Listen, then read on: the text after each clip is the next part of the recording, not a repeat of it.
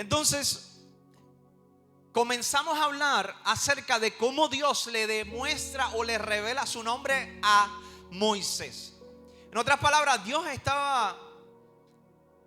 de alguna manera se había revelado al hombre, se reveló a Abraham, a Isaac, a Jacob, se reveló obviamente a Adán en el Edén, ¿verdad? Según la historia. Y se le reveló a varios hombres hasta que llega Moisés. Cuando llega Moisés tiene una conversación con él y le dice: ven acá, si yo voy a Israel, ¿en nombre de quién le digo que voy si ellos me preguntan? Entonces Dios en Éxodo tiene esa conversación que ya mismo vamos a ir ahí. Y le dices: ok, a Abraham, a Jacob, a Isaac, yo me le revelé como el Shaddai, que significa todopoderoso. Pero, entonces, y bueno, esa es la historia en términos, versión Carlos habla hoy. Y le dice: yo soy. Entonces le da este nombre, que los judíos de alguna manera, siglos más tarde, no querían repetir por temor a equivocarse repitiendo el nombre de Dios. Entonces establecen estas 4 letras. Está en pantalla, ¿no? Establecen estas 4 letras, lo cual los judíos establecen como el nombre de Dios. Ahora, no hay ningún escrito, ningún manuscrito judío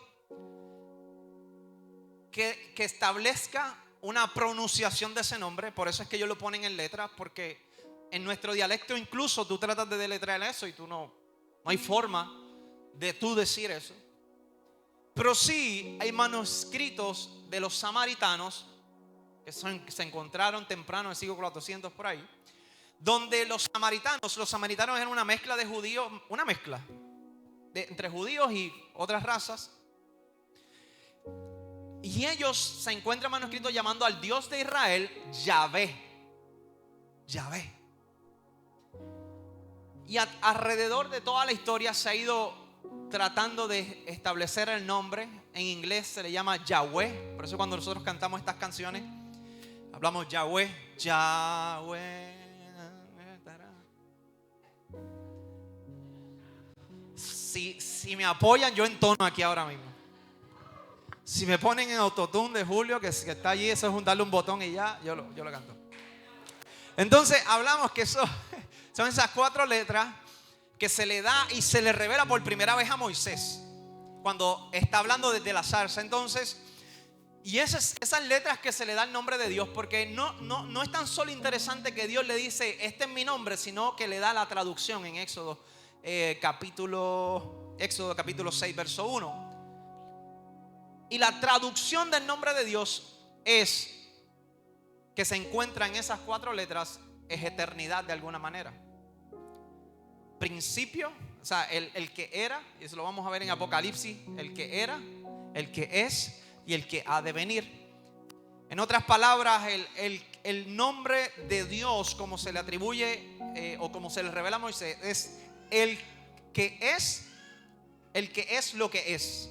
¿Lo puede decir conmigo? El que es lo que es. Entonces habla de eternidad.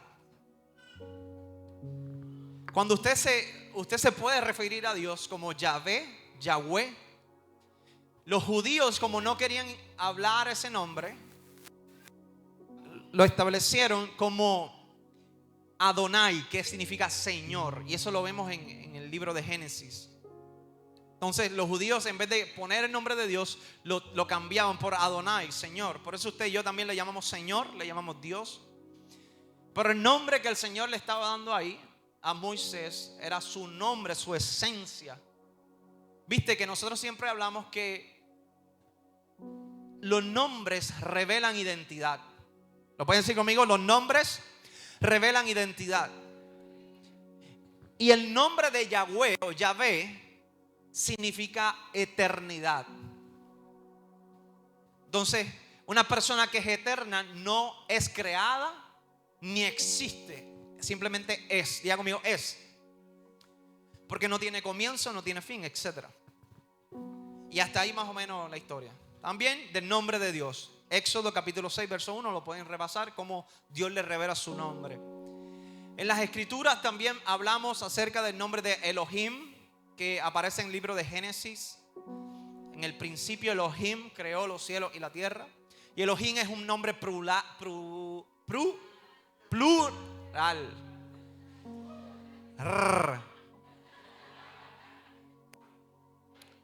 Elohim es un nombre.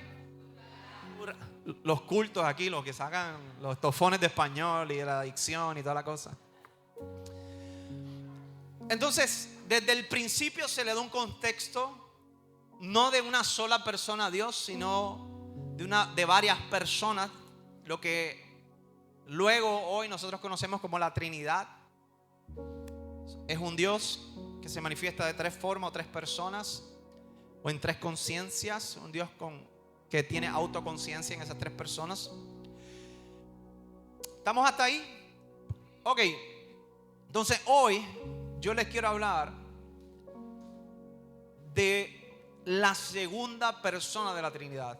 La primera persona en el Evangelio, Jesús. ¿Se acuerda Jesús? Cuando ora, dice: yo oro al Padre.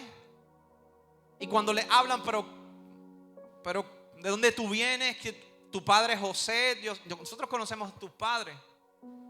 Entonces Jesús lo lleva a entender que él se está refiriendo no al Padre terrenal, sino al Padre de los cielos. Y ahí donde los judíos fariseos encuentran problemas, porque ya Jesús se está refiriendo a Dios como un papá. Entonces Jesús le dice, sus discípulos le dicen: muéstranos al Padre. Y Jesús le dice: si me han visto a mí, ya han visto al Padre, porque el Padre y yo somos uno. Entonces Jesús viene con esa teología y causa problemas. Porque ustedes imagínense, los judíos no llamaban a Dios por su nombre, y viene Jesús y le dice: Padre. Pero nada, eso es otro tema. Entonces la segunda persona de la Trinidad, y quiero que vayamos nuevamente a Génesis capítulo 16, verso 7. Búsquelo ahí, vamos a hablar un segundito de eso.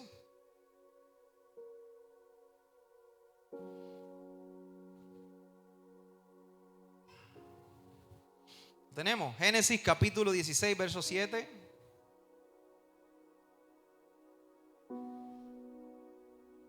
Génesis capítulo 16, verso 7 dice: y el ángel del Señor encontró a Agar en el desierto, junto a un manantial de agua, en el camino que lleva a Shur.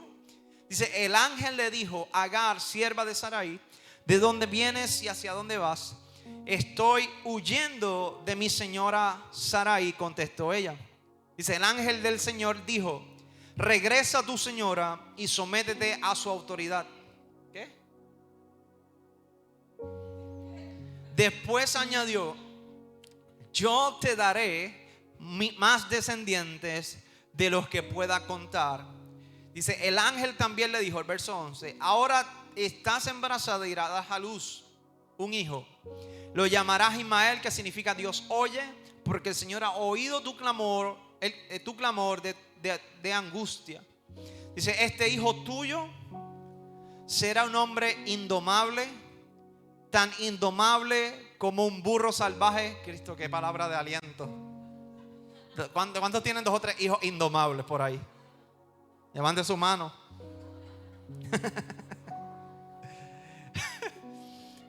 Levantará su puño contra todos y todos estarán en su contra. Así es, vivirá en franca oposición con todos sus familiares. A partir de entonces, Agar utilizó otro nombre para referirse al Señor que le había hablado. Ella dijo: tú eres el Dios que me ve. También dijo: de verdad he visto a aquel que me ve. ¿Estamos hasta ahí? Esta historia la hablamos el domingo antipasado, donde hablamos del nombre que Agar le pone a Dios. Pero lo que los quiero traer hoy, y vamos a ir un poquito a varios ejemplos más, es que esta historia comienza el verso 7 diciendo: el ángel del Señor. Ya conmigo, el ángel del Señor. Y quiero llevarlos a entender quién es este ángel del Señor. Porque ya hablamos de Yahweh, que se le reveló a Moisés y le dio su nombre y su esencia. Pero quiero que entendamos un poquito acerca de ese ángel. La Biblia, en el Antiguo Pacto, ese ángel aparece sobre 58 veces. O un poquito más, no me acuerdo ahora el número exacto, pero más de 58 veces aparece esa frase, el ángel de Jehová. También aparece el príncipe del ejército del Señor. ¿Han escuchado eso antes? Sí, si me bajan en el aire, yo predico con calma. Y predico y me tardo mucho. Súbelo. Entonces vemos a este ángel apareciendo y teniendo esta conversación con Agar. Ahora, este texto de Génesis capítulo 16 es la primera vez que se ve este ángel, o que alguien lo escribe de alguna manera. ¿Están hasta ahí? La primera persona que tiene este encuentro con este ángel, por lo menos registrado en las escrituras, se llama Agar. Agar era la sierva, una de las siervas de Abraham, etcétera, de la esposa de Sara.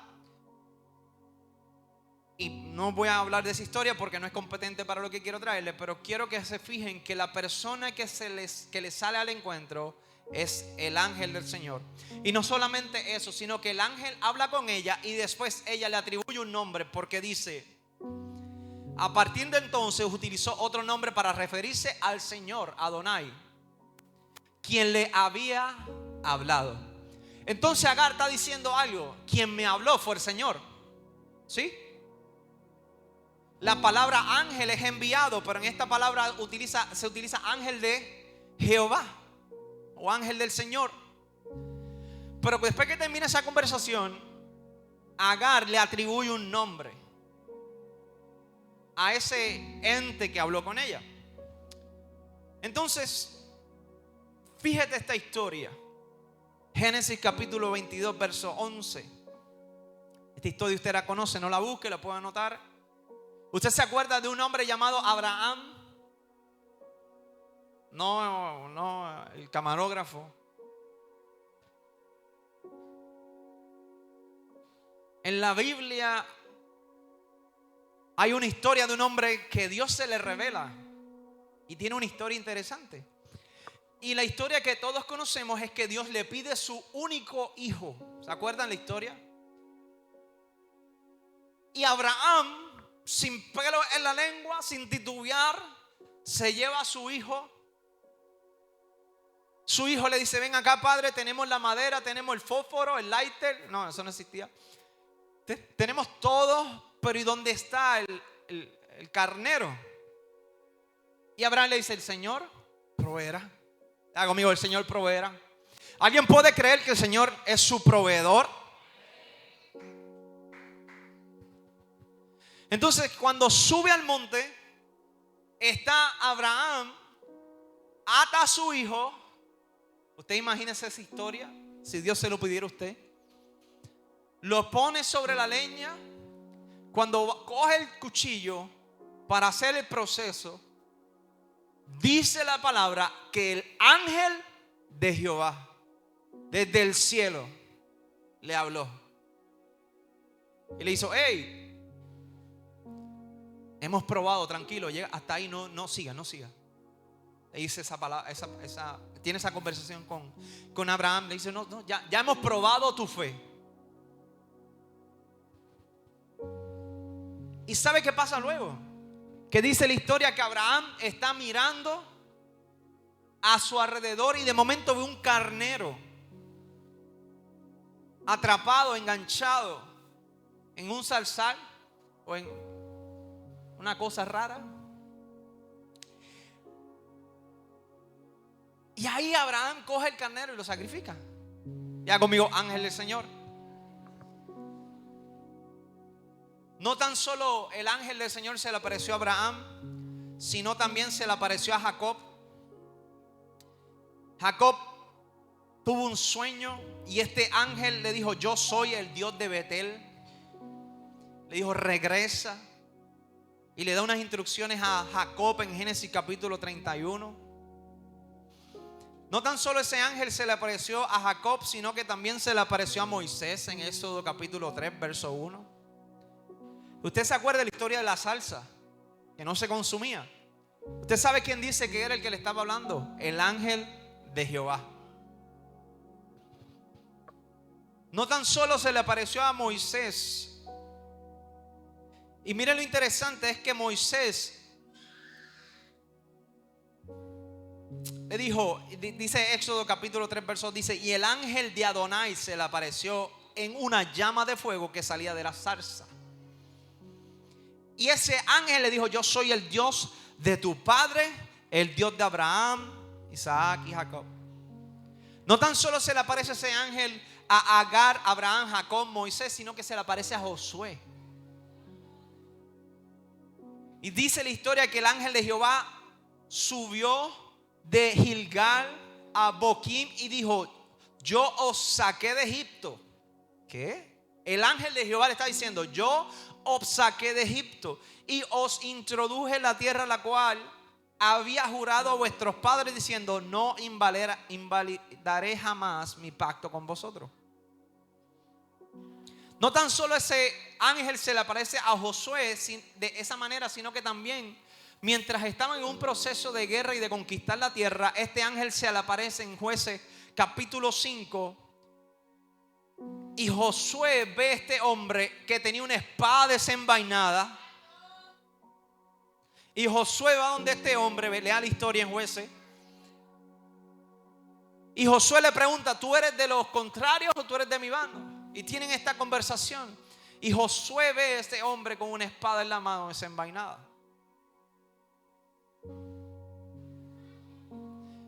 Y cuando Josué le pregunta: ¿quién tú eres?, le dice: yo soy el príncipe de los ejércitos de Jehová. No tan solo se le aparece este ángel a Josué, sino se le aparece también a Gedeón. Cuando llamó a Gedeón a salvar a Israel de los madianitas que le estaban robando todo, dice la historia que Gedeón tuvo temor por haber visto al ángel de Jehová cara a cara. No tan solo se le aparece a Gedeón este ángel en Jueces capítulo 13, sino que también se le aparece a Manoa y su esposa, los padres de Sansón. Y cuando el ángel de Jehová se le aparece, Manoa dijo: ciertamente moriremos porque a Dios hemos visto. Jueces capítulo 13 verso 22. ¿Van hasta ahí? ¿No se han dormido? Tengo una intriga ahí. Y no me dan el tiempo para explicarle todas las veces que aparece el ángel de Jehová en las escrituras del antiguo pacto. Pero yo sé que hay historias importantes que usted conoce y que las hablamos y que hemos escuchado prédicas, y por eso se las quiero traer rapidito. Agar, se le aparece el ángel. Abraham, Jacob, Moisés, Josué, Gedeón, Manoa y esposa, padres de Sansón. ¿Usted se acuerda de esta historia? Hay una historia en el libro de Génesis capítulo 18 cuando 3 personas se le aparecen a Abraham y Abraham los recibe. Y la Biblia nos enseña que eran 3 ángeles. Pero hay uno de ellos que tiene una forma de hablar bien peculiar y se le atribuye al Dios mismo. De hecho, Abraham le atribuye o la conversación que tiene, la tiene en forma de Dios. Y no tan solo eso, sino que usted se acuerda de la historia de Jacob, cuando nosotros decimos que voy a pelear por mi bendición. Y porque Jacob peleó con Dios y le ganó a Dios. Nosotros predicamos que pelee entonces por tu bendición y que pelees con Dios y todo el mundo. Y ahí están los violentos que arrebatan los reinos por ahí. Hay gente arrebatando cosas. Pues ese hombre que aparece en la Biblia dice que el hombre peleó con Jacob. También se le atribuye al ángel del Señor. Y no tan solo eso, porque cuando Jacob está hablando con él, Jacob le da un nombre. Y dice que llamó al lugar Peniel porque había visto a Dios cara a cara. Entonces también ¿Ustedes se acuerdan la historia del horno de fuego? Isaac, Mesac y Medrag y Abednego. Estos nombres, tú sabes. Esa historia es bien interesante porque al horno entran 3 personas, pero el rey Nabucodonosor ve a 4. Y cuando Nabucodonosor habla, dice que esa 4ª persona era como un dios. Lo puede buscar ahí en Daniel capítulo 3.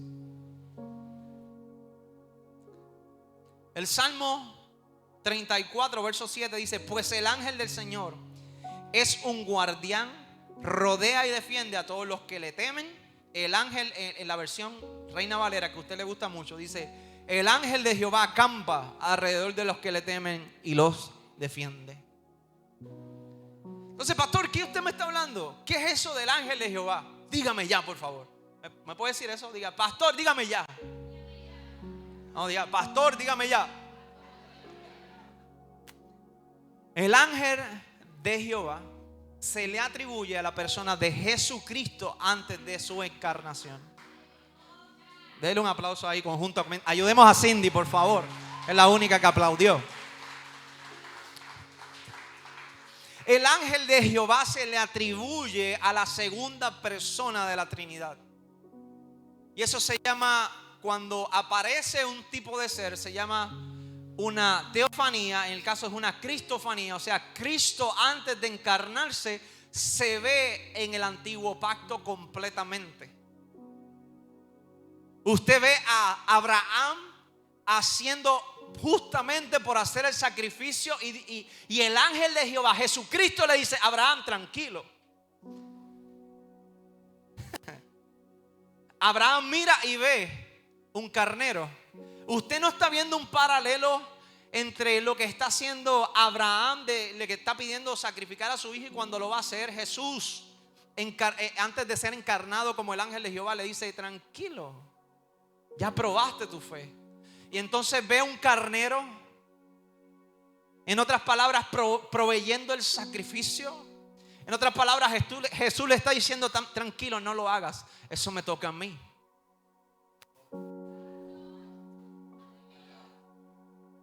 Jesús, hablando con Abraham, le dice: tranquilo, ya probamos tu fe, no lo tienes que hacer. Yo proveer el sacrificio. Eso no lo dice la Biblia, lo digo yo.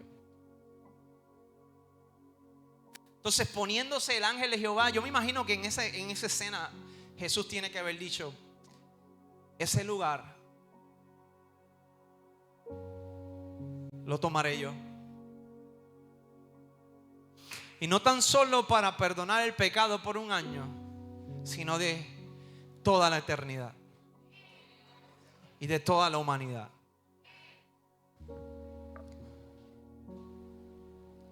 Qué hermoso es, ¿verdad?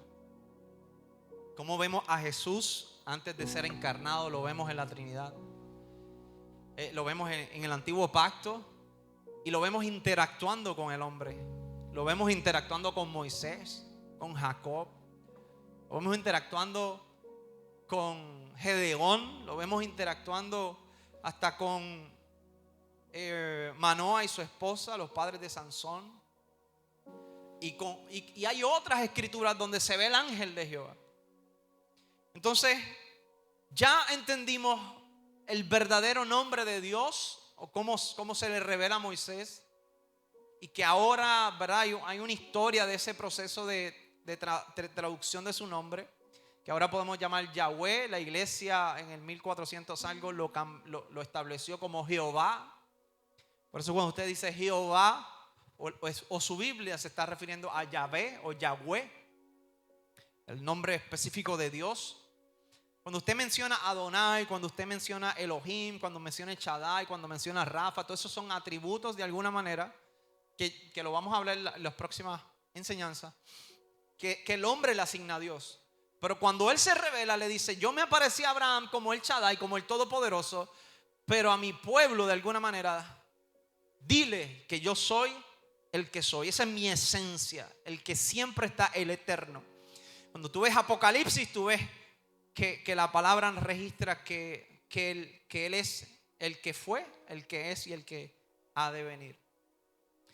Y hay una aparición bien importante, y en esto me quiero centrar el resto de los 60 minutos que me faltan, porque acabo de empezar, usted sabe. Y busque su Biblia en Primera de Crónicas, capítulo 21. Primera de Crónicas, capítulo 21. Sáquele polvo, por favor, a su Biblia.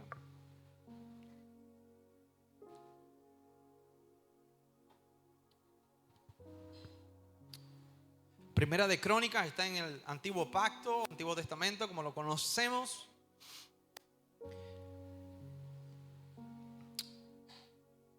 Gracias, Espíritu Santo. Bueno, Primera de Crónicas, capítulo 21. Dice, si todos preguntan, yo siempre estoy leyendo Nueva Traducción Viviente para por lo menos lectura aquí en la iglesia. Usted se puede comprar esa Biblia o esa versión. Es la que vamos a estar utilizando por mucho tiempo.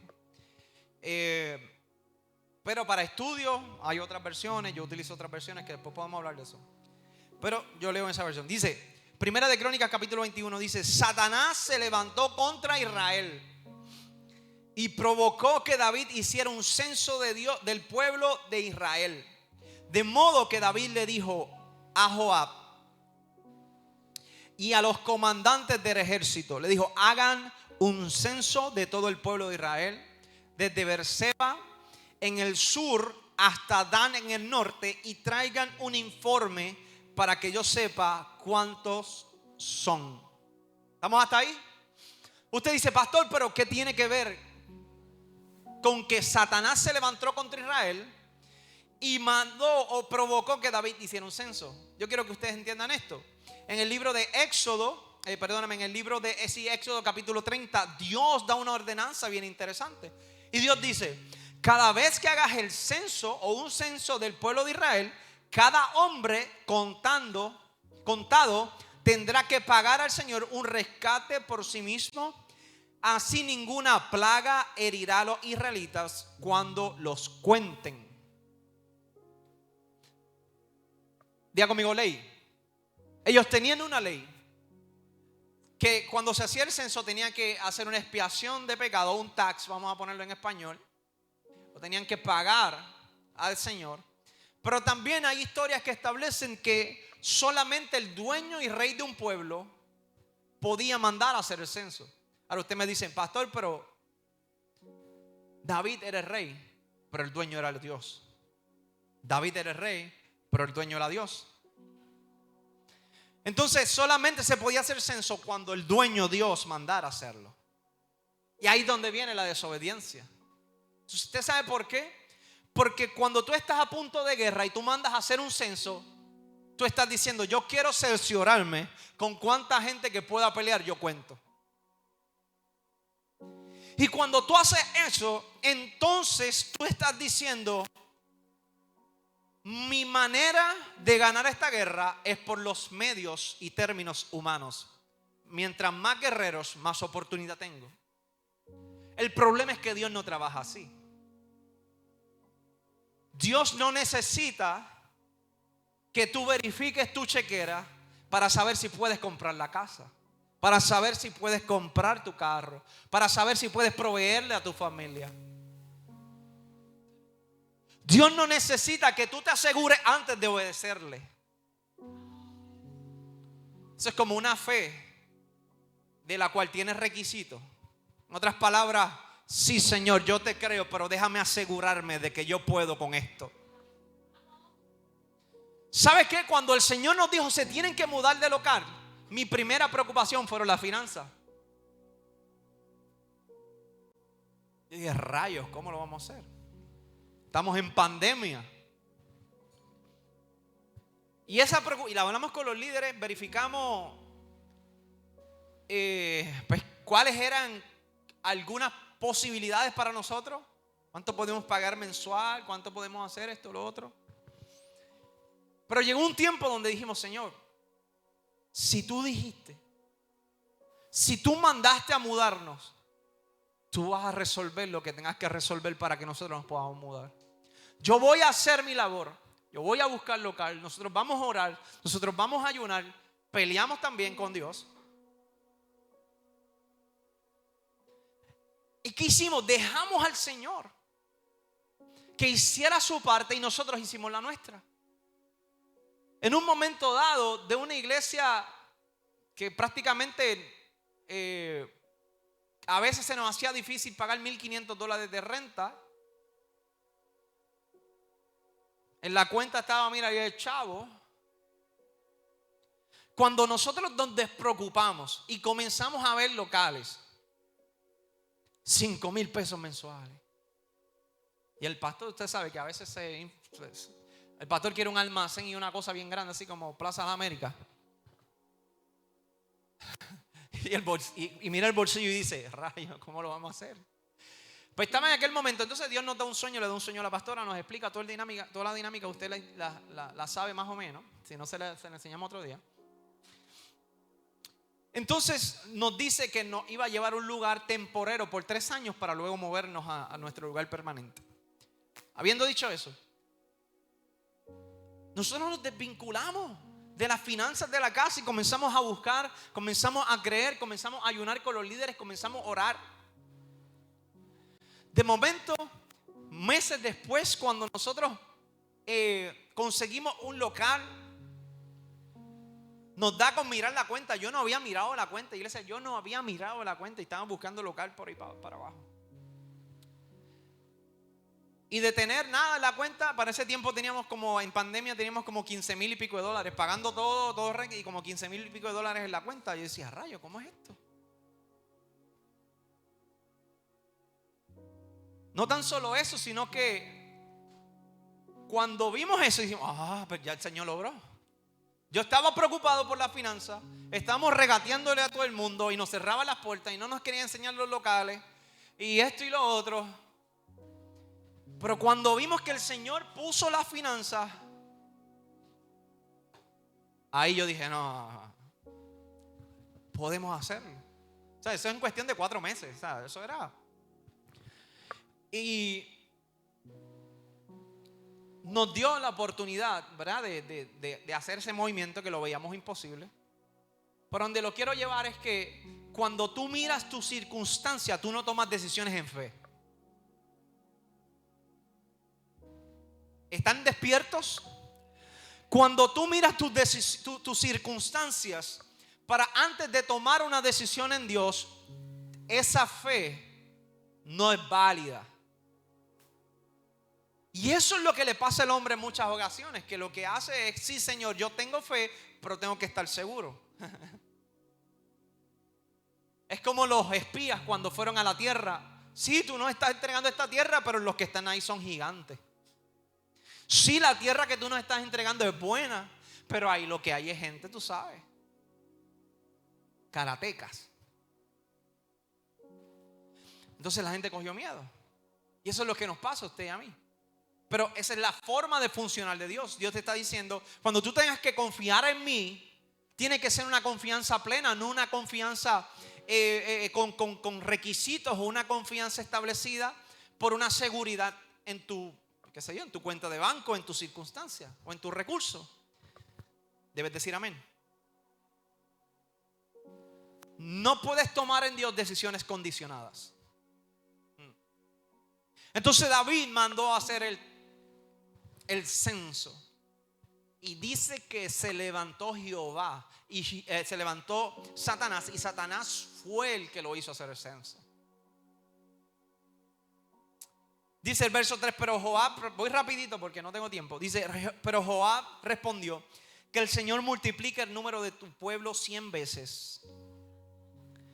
Pero Joab respondió, que el Señor multiplique el número de su pueblo 100 veces. Pero, ¿por qué mi Señor el rey requiere usted hacer tal cosa? ¿Acaso no son todos seguidores suyos? ¿Para qué hará que Israel caiga en pecado?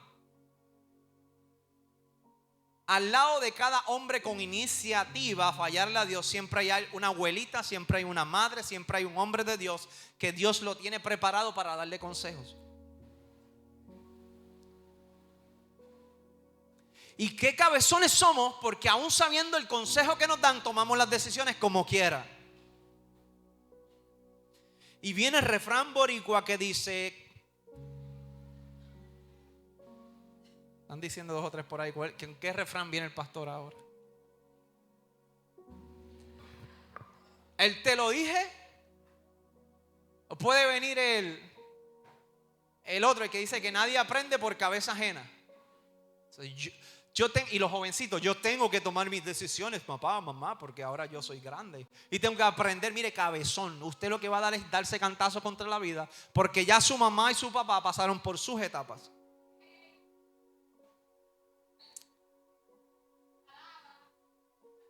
Y yo a mi hijo, a la que me diga, yo quiero aprender por mí, ay, tú vas a aprender con la correa.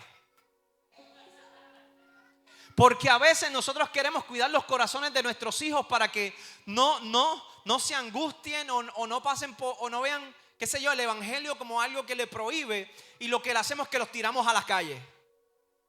Yo estoy en contra de eso.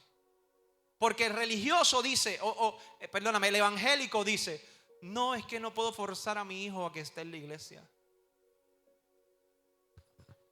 No quieres hacer eso, pero lo entregas al mundo. Entonces, ¿qué? No. Ana entregó su hijo en la iglesia y le dijo, Señor, yo te entrego mi hijo. Y usted le está diciendo, no, es que no quiero que crezca con resentimiento a la iglesia. Lo voy a dejar que se vaya con los panas, que fume, que bebe, que haga lo que le dé la gana, que el mundo lo adoctrine. En serio. Usted me perdona, pero si esa es su postura, usted tiene que orar y ayunar. Por no decirle que está perdido 400 veces.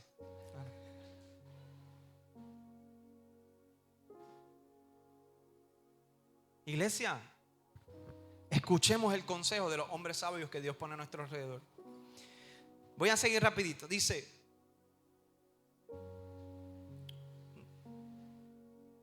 voy a seguir. El verso 4 dice, sin embargo, el rey insistió en que levantara el censo. Así que Joab viajó por todo Israel para contar al pueblo. Luego regresó a Jerusalén y le informó a David el número de personas. Habían en total 1.100.000 guerreros que podían manejar espada y 470.000 en Judá. Pero Joab no incluyó a las tribus de Leví y Benjamín en el censo porque estaba muy afligido por lo que el rey le había ordenado. En otras palabras, le ocultó información al rey para que no se creyera tanto. Puede leer 2 de Samuel y ahí dice que ese censo tomó 10 meses en hacerse.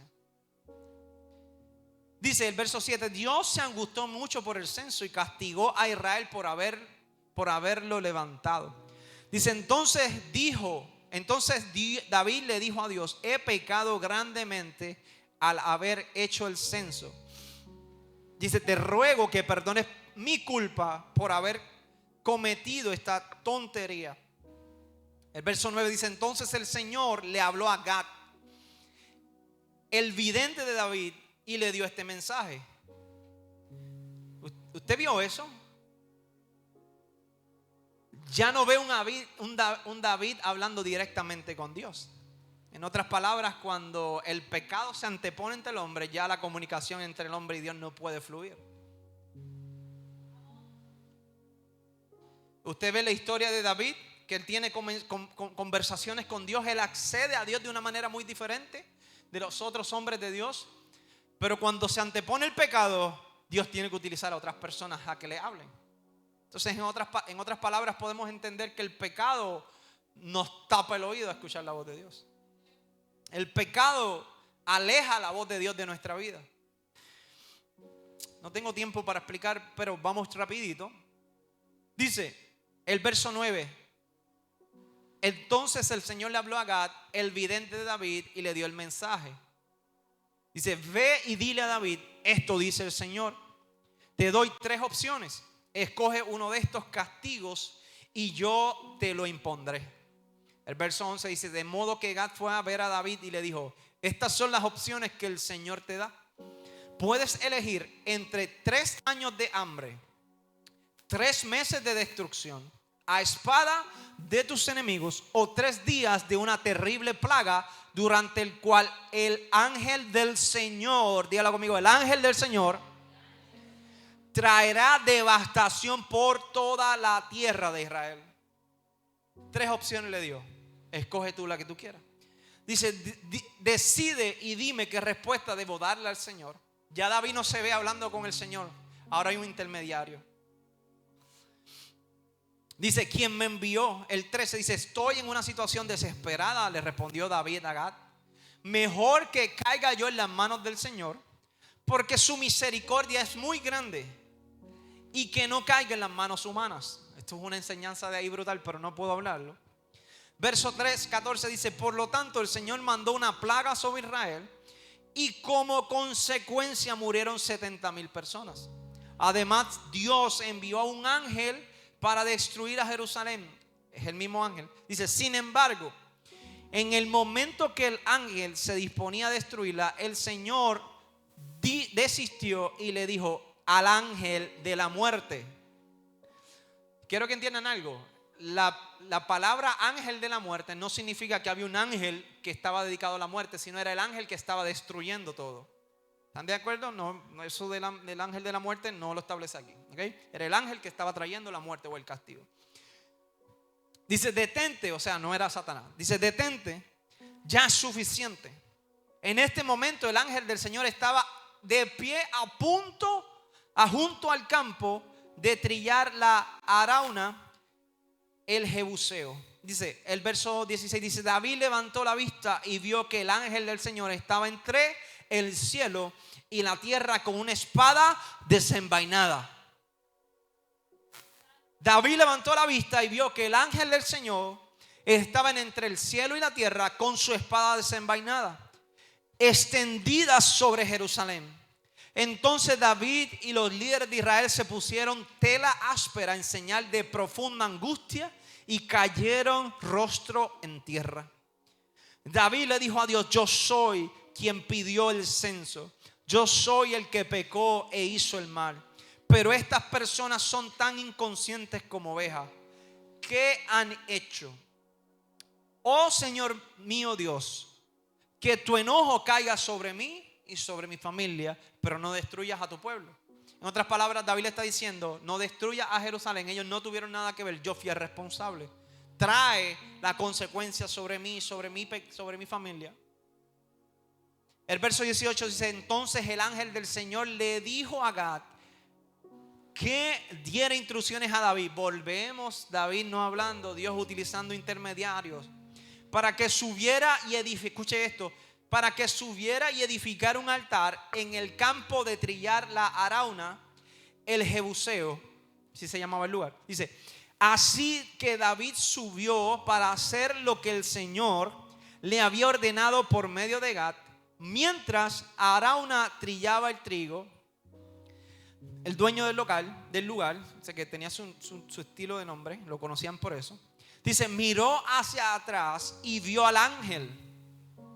Los 4 hijos de Arauna que estaban con él huyeron y se escondieron. Cuando Arauna vio que se acercaba a David, salió del campo de trillar y se inclinó ante David, su rostro en tierra. Verso 22 dice, David le dijo a Arauna, permite comprarle, escuche esto, permite comprarte este campo de trillar por el precio total. Así podré edificar allí un altar al Señor para que detenga la plaga. Verso 23 dice, tómelo, mi señor el rey, y úselo como usted quiera. Le respondió Arauna a David, yo le daré los bueyes para las ofrendas quemadas y los tablones de trillar como leña para hacer el fuego sobre el altar. Y también le daré el trigo para las ofrendas de cereales. Se lo daré todo. Escuchen esto, diga conmigo, se lo daré todo. Ese ahí, no se adelante. No arrebate cosas y que es mío y que todo el mundo me va a regalar cosas, tranquilo. Verso 24 dice, pero el rey David le respondió a Arauna, no. Dile a tu vecino, no me regales nada. Como le cuesta. Hay algunos que lo dijeron, pero después dijeron que yo dije, no, pastor, ¿qué pasó? Me cogiste como que fuera de base, pastor. No insistió en comprarlo por el precio total. David le dijo, no, yo insisto en comprártelo. Dice, no tomaré lo que es tuyo para dárselo al Señor. No presentaré ofrendas quemadas que no me hayan costado nada. Aleluya. No entregaré nada al Señor que no me haya costado nada. No restableceré mi relación con el Señor a cambio de nada. Me tiene que costar. Ay, Cristo, Señor, tengo como para predicar 1 hora más. Levanta tu mano ahí, al cielo, y dile, Señor, yo no te quiero entregar nada que no me haya costado. Yo quiero esforzarme para trabajar para ti, para entregarte lo que me ha costado. ¿Usted está viendo esa historia? ¿Sabe lo que pasaría si David hubiese aceptado esa historia o esa oferta, perdón? David no hubiese arreglado cuenta. La ofrenda que se hubiese levantado al cielo era la ofrenda de Arauna, no la ofrenda de David. A veces nosotros levantamos ofrenda al Señor que no es nuestra. A veces nosotros queremos estar cerca de personas y por su llamado y por su unción y por su trato con Dios entendemos que se nos pasa. Pero Dios no te va a entregar nada si tú no haces nada. Dios no te puede encontrar un sacrificio a ti si no te ha costado. Entonces me llama la atención de cómo David maneja esto. Porque si David hubiese sido el pastor, le decía, gratis, claro. No tan solo me das la tierra, la madera, el trigo. Dile a tus hijos que me ayuden porque necesito ayuda. Pero David le dice, no, para. Yo no puedo, en este proceso donde estoy, donde cometí pecado, donde hay una consecuencia a causa de mi pecado, yo no puedo levantar un sacrificio que no me haya costado.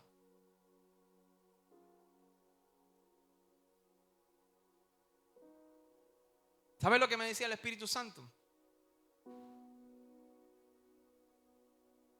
Cuando verdaderamente hay un arrepentimiento de nuestras acciones de vida, se demuestran frutos. Porque los frutos validan el arrepentimiento. El esfuerzo valida el arrepentimiento. No es tan fácil como decir, Señor, me he equivocado todos estos años, cometí este error, te desobedecí, perdóname, y seguir la vida. No. El Señor necesita ver un cambio de actitud, un cambio de pensamiento y un cambio de dirección. En otras palabras, el demostrar tu humillación, el demostrar tu arrepentimiento te va a costar o nos va a costar. Por eso hablamos de que sí, las obras nos salvan, pero las obras hablan de nuestra salvación. Es lo mismo. El perdón, simplemente con tu perdonar, muchas veces no significa nada hasta que tus obras demuestran que de verdad perdonaste.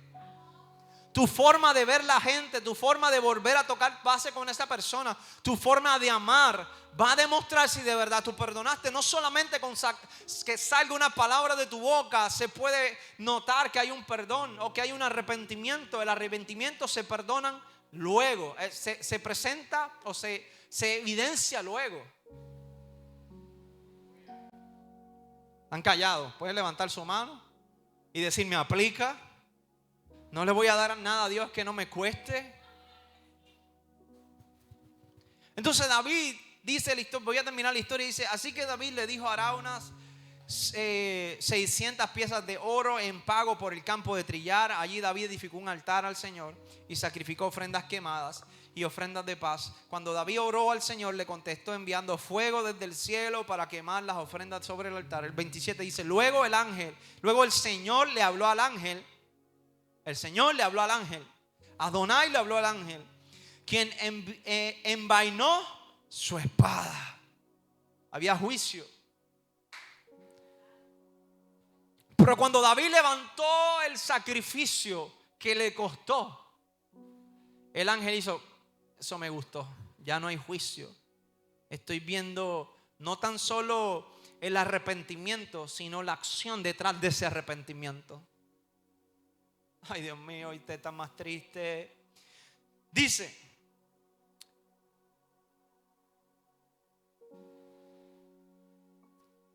el 27, luego el Señor le habló al ángel, quien envainó la espada.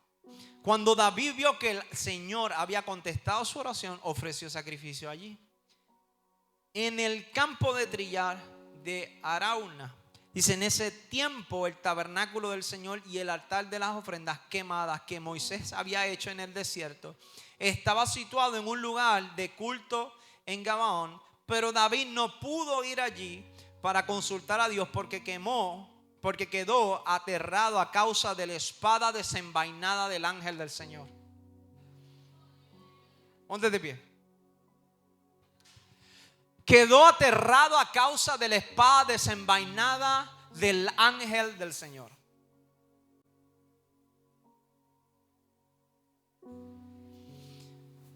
Es súper interesante, porque tú ves al ángel del Señor juzgando con espada por el pecado del hombre.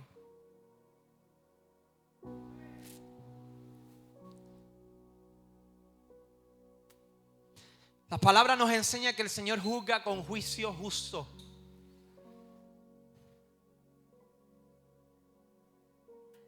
Pero cuando vemos en el Evangelio de Juan, nos presenta un Jesús que ya no tiene la espada en la mano. Ahora está dando su vida a causa de nuestras rebeliones, a causa de nuestras transgresiones, a causa de nuestros pecados. Ya no ve un ángel de Jehová con la espada en la mano. Ahora lo vemos con la corona en la cabeza de espinas.